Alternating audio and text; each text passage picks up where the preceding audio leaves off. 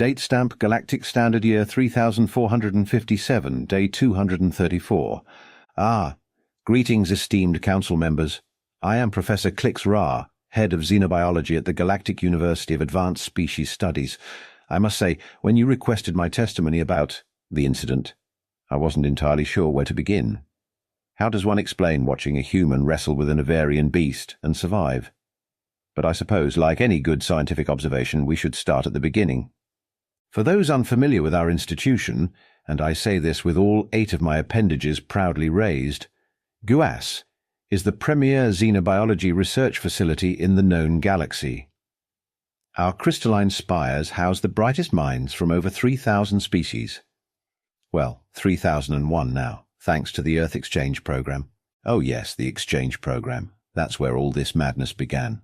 Someone in the council, and I'm not pointing appendages, but we all know it was Representative Blurpon with his "We Must Embrace Diversity" campaign, decided it would be an excellent idea to include humans in our academic programs. Humans from a Category 12 death world. Do you have any idea what that means? No, of course you do. You're the council. But for the record, let me emphasize, they evolved on a planet that would liquidate most of our student body. Their world has crushing gravity, toxic oxygen levels, and temperature swings that would shatter my crystalline structure.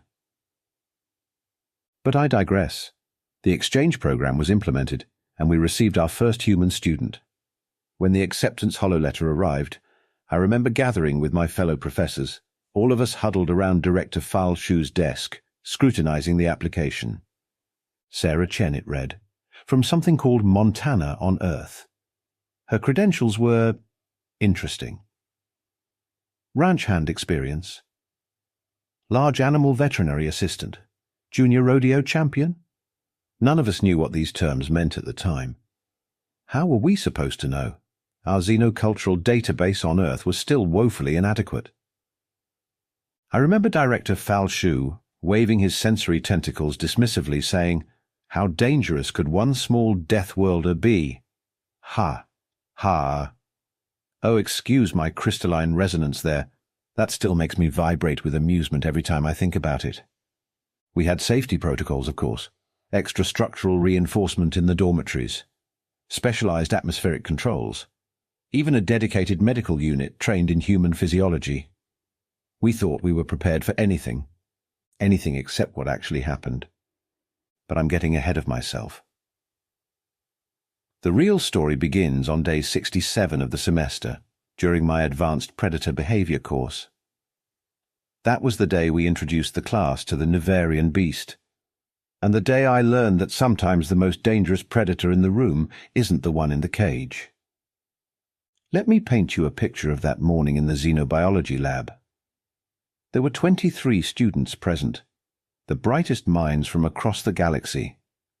Zixtal, our gas giant native, was floating anxiously in his containment sphere as usual. Mira Von, top of the class, had all 7 of her eye stalks focused on her hollow notes. And then there was Sarah Chen. She sat in the reinforced chair we'd specially designed for her, though she kept insisting the regular ones would work fine. Imagine, if you will, a being barely 1.7 meters tall, with only 2 arms and 2 legs, wrapped in that strange second skin they call clothes. This particular day she wore something called jeans and a flannel shirt. I still don't understand why humans deliberately wear the processed remains of plant fibers, but that's beside the point. The other students kept their distance, naturally. You could see Zixtal's containment sphere drift slightly further away every time Sarah moved. Can't blame them, really. Even the smallest human movement betrays their terrifying strength, the way they can just stand up against 1 g of gravity like it's nothing. But Sarah, she just sat there smiling, occasionally making those strange human mouth noises they call humming. Something about country roads, most unsettling. When I began the class announcement, I noticed how Sarah's posture changed. Humans have this fascinating ability to appear completely relaxed, while simultaneously being fully alert, like a coiled spring, if the spring could also smile and say things like howdy. Today, I announced, my crystalline form vibrating with academic enthusiasm, we begin our practical study of the most dangerous predator in known space, the Nivarian beast. The reaction was immediate. Miravon's eye stalks all curled in terror. Zixtal's containment sphere turned a concerning shade of green. 3 photosynthetic students near the back began stress blooming. And Sarah? She leaned forward, eyes brightening, and said, and I quote, "Cool. Is it anything like a bull moose during rutting season?" The translation matrix struggled with that one for a full 30 seconds. I continued, trying to maintain my professional composure. Your assignment is to observe and document the beast's behavior over the next week. You will work in the specially designed observation room behind quantum-reinforced barriers. Each student will have a 2-hour observation window. Under no circumstances is anyone to— "Professor?" Sarah's hand was up. "What if we want to get a closer look?" The entire class gasped. Well, those with respiratory systems did. The others expressed shock through their species-appropriate methods. I distinctly remember Miravon's eye stalks tying themselves in knots. "Miss Chen," I said, my crystalline structure virtually creaking with stress, "the Nivarian beast can tear through spacecraft hull plating. It has acid glands, neurological venom, and 3 rows of teeth. The observation barriers are there for your protection." She nodded, but I saw that look in her eyes. We professors had already learned to fear that look. It's the same look she had before asking if she could take a quick peek inside an active plasma converter. If only I'd known then what that look would lead to. If only I'd realized that to a human from something called Montana, the words dangerous predator sound less like a warning and more like a challenge. Let me tell you about the Nivarian beast. Picture, if you can, 600 kilos of pure evolutionary perfection. A creature that makes apex predators look like prey. Its primary hunting claws can slice through reinforced titanium like it's cutting through vacuum. The secondary claws? Those are just for fun, and by fun I mean causing absolute terror in anything unfortunate enough to be nearby. The beast's hide is covered in iridescent scales that can deflect most energy weapons. Its sensory organs can detect heartbeats from 50 meters away. Though why it needs this ability when its 3 rows of rotating teeth can shred through basically anything is beyond my comprehension. And let's not forget its tail. 3 meters of pure muscle topped with a venomous barb that can paralyze a Jovian whale. The specimen in our lab was considered small, only 2.5 meters at the shoulder. Most students approached their observation sessions with appropriate scientific caution. Miravon set up an impressive array of remote sensors and spent her entire session hiding behind them. Zixtal's containment sphere developed a mysterious malfunction every time his observation slot came up. Funny how that happened 3 times in a row. But Sarah? Oh, cosmic entities preserve us. Sarah had ideas. I first noticed something was amiss when she started showing up to her observation sessions with strange equipment. She called it a lasso, apparently some sort of primitive rope weapon from Earth. She also brought what she called a curry brush, and something she referred to as treats. Treats for a Nivarian beast. "Miss Chen," I said during her 3rd session, my crystalline form vibrating with concern, "what exactly are you planning?"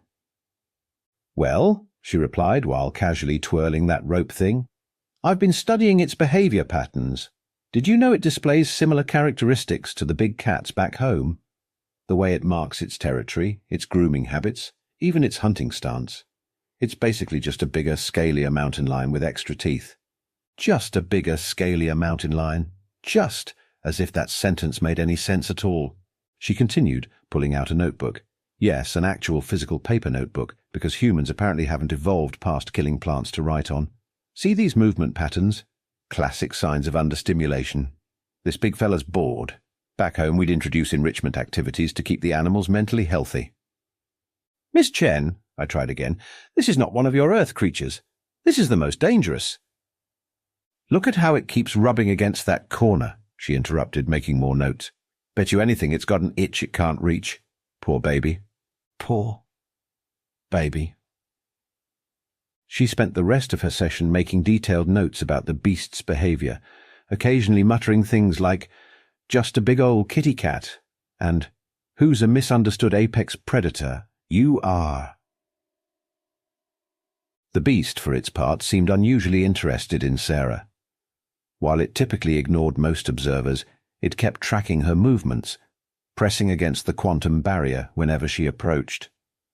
At the time, I attributed this to its natural predatory instincts.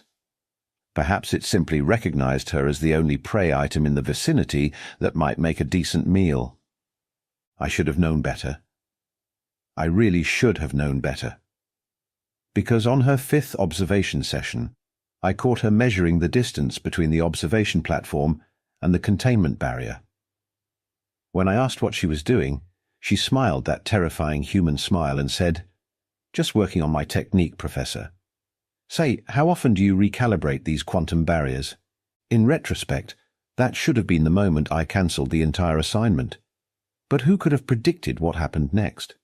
Who could have guessed that a simple power fluctuation during routine maintenance would lead to... Well, I'm getting ahead of myself again. It happened during the afternoon observation period, precisely 3.7 standard cycles before shift change. Our maintenance crew was performing routine power grid updates, a simple procedure they'd done countless times before. But someone, somewhere, pushed the wrong button, and for exactly 2.3 seconds, the quantum containment barriers flickered. That's all it took. 2.3 seconds and 3 tons of angry Nivarian beast came charging through like a supernova through tissue paper. The chaos was immediate and absolute. Zixtal's containment sphere shot straight through the ceiling in panic. 3 of Miravon's eye stalks fainted. I didn't even know eye stalks could faint. The photosynthetic students went into emergency hibernation, and the crystalline students, myself included, nearly shattered from the vibrations of the beast's roar. Emergency sirens blared. Evacuation protocols initiated. The beast, finally free from its containment, did what any self-respecting apex predator would do. It started hunting. And that's when Sarah Chen, that crazy human from Montana, did something that will be recorded in xenobiology textbooks for generations to come. Something so monumentally, spectacularly insane that it defies explanation in any civilized language. She whistled. Not just any whistle, a sharp, piercing sound that she later called a cattle call. The beast whipped its massive head around, all 6 eyes focusing on her. Everyone else was running, floating, or oozing away in terror, but Sarah. She planted her feet in that weird human way they do when they're about to do something especially dangerous, twirled her lasso, and said, and I quote, "Here, kitty kitty, come to mama." The beast charged. Now, I need to be very clear about what happened next, because even after watching the security footage 47 times, I still have trouble believing it. As the beast lunged, Sarah sidestepped, and threw her rope with terrifying precision. The loop sailed through the air and somehow, by whatever deities humans believe in, caught around the beast's front leg. What followed was, well, have you ever seen a human rodeo? No? Consider yourself lucky. Sarah anchored herself against all logic and several laws of physics, and pulled. The beast, caught mid-stride, actually stumbled. Then she did something even more incomprehensible. She ran toward the creature, diving and rolling beneath its slashing claws, keeping the rope taut while avoiding the snapping jaws and that deadly tail. "Just like dealing with an ornery stallion," she shouted, apparently enjoying herself. Enjoying herself! The beast thrashed and roared, acid dripping from its glands, but Sarah moved like she was performing some deadly dance. She kept the rope tight, using the beast's own momentum against it, somehow staying just out of reach of those terrible claws. "Somebody get me another rope," she yelled, as if anyone else was crazy enough to be within 50 meters of this scene. The beast, clearly not used to prey that fought back, tried to rear up. Sarah used that moment to slide under it, and somehow managed to get her rope wrapped around both front legs. The beast came crashing down, and Sarah, displaying that terrifying human speed, quickly moved to its blind spot. That's when she did something that made my crystalline structure nearly disintegrate in shock. She jumped onto the beast's back. The security cameras caught her expression at that moment. She was grinning, actually grinning, like this was the most fun she'd had since arriving at our institution. "Easy now, big fella," she said, as if she was talking to one of those earth creatures she called horses. She maintained her position despite the beast's wild thrashing, somehow avoiding the venomous tail while keeping the rope taut. The beast rolled, trying to crush her, but Sarah moved with it, always staying just out of reach of those deadly jaws. She worked with methodical precision, using her rope to gradually restrict the beast's movement while avoiding its most dangerous weapons. After what felt like an eternity but was actually only 6 minutes and 23 seconds, the impossible happened. The beast stopped fighting. It lay there, panting, while Sarah Chen, covered in sweat, dirt, and what I hope wasn't acid, sat calmly on its neck, patting its scales. "See," she said to the empty room. Everyone else had long since evacuated. "Just needed to work out some energy. Poor thing's been cooped up too long." That's how the emergency response team found them. The galaxy's deadliest predator, subdued and oddly calm, with a small human perched on top of it like some sort of deranged victory pose. "Don't trank him," she called out to the response team. "He's settled down now. Just need to get him back in his enclosure. Oh, and somebody bring me that curry brush I left in the observation room. He's definitely got some itchy spots that need attention." The security footage of that day has been classified at the highest levels, not because it's dangerous knowledge, but because no one would believe it without video evidence. Even with video evidence, 3 council members fainted during the first viewing. The aftermath. The aftermath was, shall we say, interesting. The medical team insisted on examining Sarah despite her protest that she was barely scratched. Their diagnosis revealed 3 cracked ribs, a dislocated shoulder, which she had apparently popped back in herself during the fight, acid burns on 12% of her body, and enough neurotoxin exposure to kill a small moon colony. Sarah's response had worse falling off a Bronco. The faculty emergency meeting that followed was pure chaos. Director Foul Shoe's tentacles were tied in so many knots, it took 3 relaxation specialists to untangle them. Half the board wanted to expel Sarah immediately. The other half wanted to offer her a teaching position in advanced predator management, a course we didn't even have until that day. But the real chaos began when someone leaked the security footage to the Galactic network. Have you ever seen something go viral across 12,000 inhabited worlds simultaneously?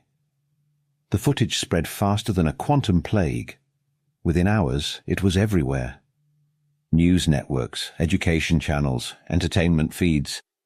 Even the collective consciousness of the hive minds was buzzing about it. The headlines were priceless. Deathworlder dances with destiny. Human student mistakes.